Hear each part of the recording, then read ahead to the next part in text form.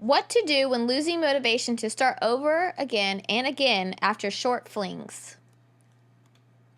Well, if something doesn't work out, I mean, anything in life, you gotta take time to feel it to heal it. It's never easy from a breakup. Maybe you're dating somebody for a few months and you decided to move on. We don't quit playing because we grow old. We we grow old because we quit playing. And it's true. Life is supposed to be fun. We're supposed to enjoy ourselves. Well, I mean, that's just part of life. Failure is part of life. I mean, at the end of the day, the time is going to pass. So you either are making or taking action to shape and change your destiny, or you're along for the ride. Either way, you're going to end up somewhere. And it makes sense to put some positive physical, mental, emotional, and spiritual energy towards creating the life and lifestyle that you want instead of just shrinking from that, because inaction breeds fear and doubt. Taking action breeds confidence and courage. And so if you're feeling demoralized because a fling didn't turn into the next great love of your life or your future ex-wife or whatever you wanted, it's like, so what? You got to get up and get after it, because if you're just letting things happen to you, then you're just kind of you're accepting whatever shows up.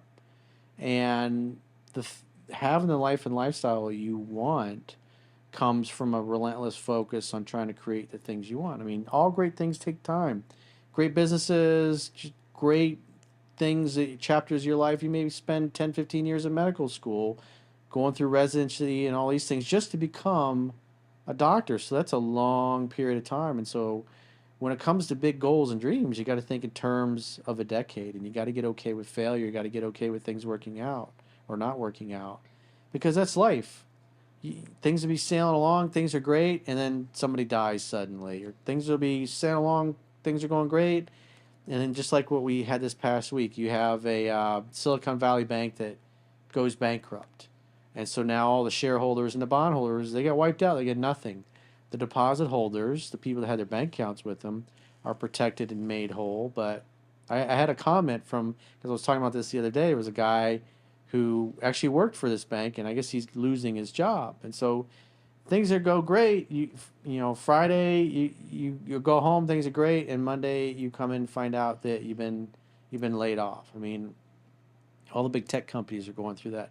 Facebook, Google, all of them are laying people off, and people are doing TikTok videos when they get laid off and talking about that as well. And so that's life. The economy goes into shitter, or you buy a bunch of stock on margin, and then that stock, something happens and it goes the opposite, and then you got your position gets liquidated, and then you take a loss because you had bought stuff on margin. It's like those things are going to happen. Or you had somebody that said they were going to invest in your business, and you're expecting the money to come in at a certain time, and all of a sudden something changes for them and they decide to back out at the last minute.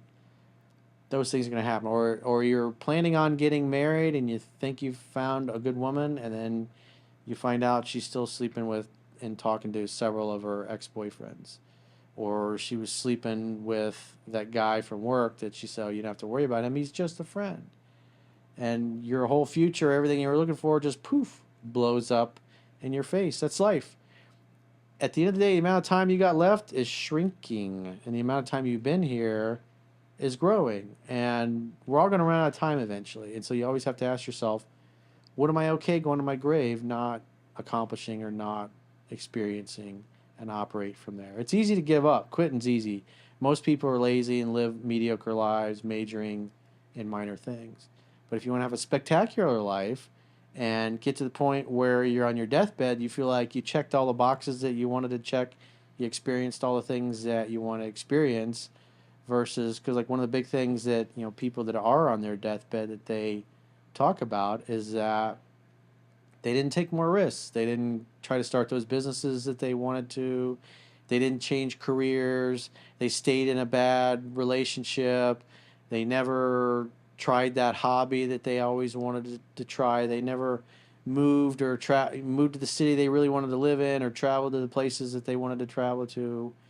And so you don't want to be one of those people that has a bunch of regrets. And if you shrink from your destiny, if you're afraid it's not going to work out for you, and then you do nothing, eventually the time's going to pass. And so do you want to be somebody that's on their deathbed feeling sad that they never went for the things they wanted? Or do you want to be somebody that's on the deathbed with a smile on your face and having a sense of peace that it was a hell of a ride and a great life lived?